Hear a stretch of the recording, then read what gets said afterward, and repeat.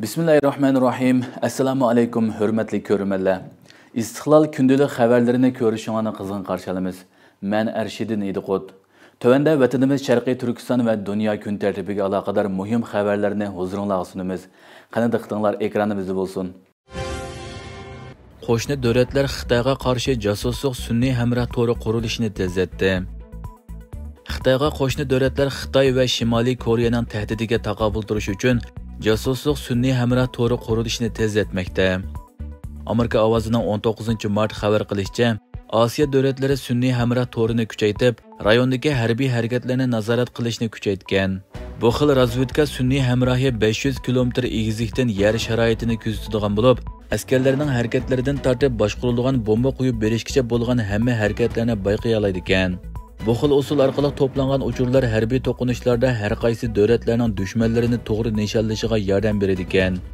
Reuters agentligining xabariga asoslanganda, olam qatnashi texnikasi shirkati SpaceX Amerika istixborot organlari bilan tuzgan maxfiy to'xtamga asosan necha yuzlagan josuslik sun'iy hamrohlaridan tashkil topgan to'r qurgan. Agar bu plan muvaffaqiyatli bo'lsa, Amerika va uning armiyasining dunyodagi yoshirin nishonlarni tezdan bayqash iqtidorini ko'rinarli o'stirdi ekan. Bu xabar tarqalgandan keyin Xitoyning harbiy va organ taratqullari Amerikani yer shari bexatarligiga tahdid soldi deb ayblagan. Kuzatuvchilar bu haqda to'xtalib, Xitoyning Amerikani tanqid qilish bilan bir vaqtda o'zining josuslik sun'iy hamroh to'rini kengaytirayotganligini va Xitoy armiyasining yaqinqi 2 yilda zo'r ko'lamda mablag' silib, Ukrainadagi urush jarayonida SpaceX shirkatining yulduz zanjirining yer shariga yaqin orbitlik sun'iy hamroh to'pini tadqiq qilganligini bildirishgan. Navbatda Xitoyning harbiy tahdidining turkisida Sharqiy Osiyodagi davlatlar olam bo'shlig'ida kunsiri keskinlashayotgan josuslik sun'iy hamrohi raqobatiga tushgan. Amerika Xitoyning Filippinga qaratgan ig'vogarchilik harakatini aybladi. Amerika Xitoyning dengizdagi ig'vogarchilik harakatlari orqali Filippinning huquqiga daxli taruz qilganligini bildirdi. Bloomberg xabar agentligining xabar qilishicha, Amerika Tashqi ishlar ministri Antony Blinken 19 mart Filippinni ziyorat qilgan bo'lib, ziyarati jarayonida Xitoyning Janubiy dengizdagi ig'vogarchilik harakatini tanqid qilgan. Blinken Xitoyga qaratgan tanqid so'zida Amerikaning Filippinga bergan bexatarlik va'dasini qayta ta'kidlagan. U yana Amerika va boshqa davlatlarning Filippin bilan hamkorlashib, Xitoyning talash-tartish qilinayotgan dengizdagi harakatiga qarshi turganligini ta'kidlash bilan birga, Xitoyning harakatini xalqaro qonunga xilof degan. Blinken 1951-yildagi o'rtaq mudofaa shartnomasini qayta eskartib, Filippin armiyasi paraxodlar yoki aeroplanlari Janubiy dengizda qurolli hujumga uchirgan taqdirda Amerikaning Filippinni qo'g'dash majburiyati borligini ta'kidlagan. Filippin bilan Xitoy o'rtasidagi ziddiyat bu oyning 5-ida alohida kuchaygan bo'lib, Janubiy dengizda ikki tarafning dengiz qirg'og'i muhofazat atrati paraxoti so'qilib ketgan edi. Pokistonning kurashchi aeroplanlari Afg'onistonni bombardimon qildi. Pakiston 18 mart o'z armiyasining Afg'onistonda egillagan istixborot uchurlariga asosan chegara halqagan havo hujumi qo'zg'alganligini, yuzlagan puhra va bexatarlik qismlarini o'ldirgan terrorchilarni jazolaganligini bildirdi. Amerika ovozining bu vaqtdagi xabarida qayd qilinishicha, Pakiston Tashqi ishlar ministrligi bayonotida terrorga qarshi turish harakatining Pakiston Taliban harakati bilan ittifoqi bo'lgan qochib ketgan qo'mondonlarni nishonlaganligini bildirgan. Afg'oniston Taliban hukumati sharqiy janub chegarasidagi Paktika va Xos o'lkasida yuz bergan hujumlarni ayblab, hujumda ko'pinchisi ayollar va bolalar bo'lgan 8 puhraning o'lganligini aytgan.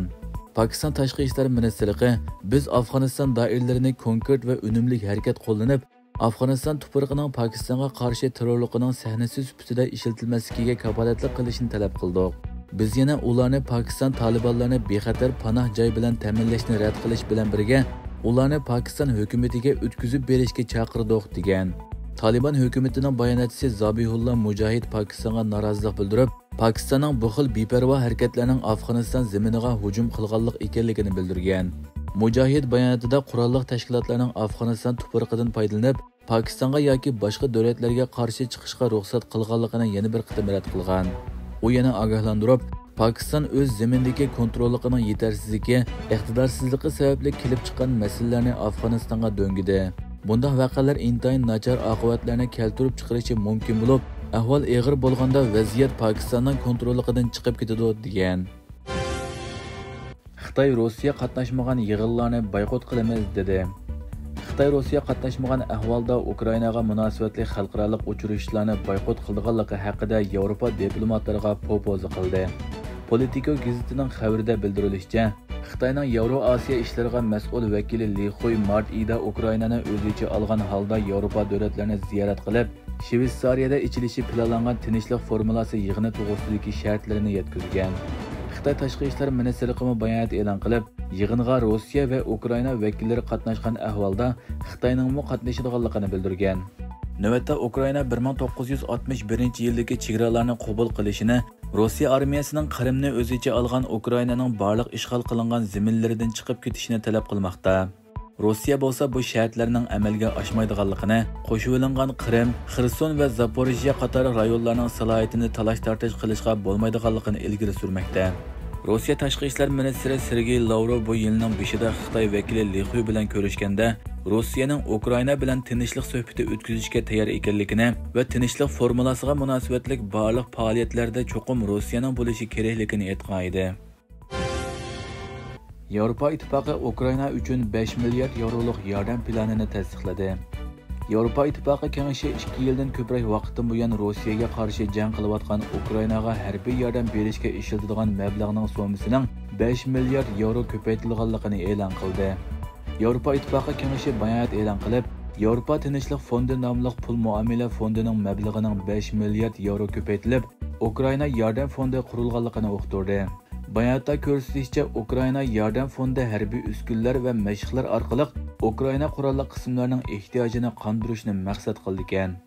Yevropa Ittifoqining tashqi munosabat va bexatarlik siyosati bo'yicha oliy vakili Josep Borrell bu qarorning Yevropa Ittifoqining va'dasini amalga oshirganligining ifodasi ekanligini o'tirg'a qo'yib, bu fond orqali biz Ukrainaning Rossiyaga qarshi urushda o'zini qo'g'dashi uchun kerakli yordamlarni uzungacha berishni davomlashtiramiz degan.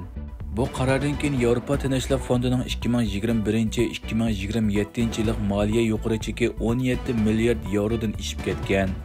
Yevropa Ittifoqining Ukraina armiyasini ta'minlagan umumiy yordam miqdorining 33 milliard yevroga yetganligi mo'ljallanmoqda. Hurmatli ko'ruvchilar, bugungi xabarimiz mushu yerda oyoqlashdi. Ko'rganingizga rahmat. Atigi programmada ko'rishguncha omon bo'lgaysizlar. Allohga omonat.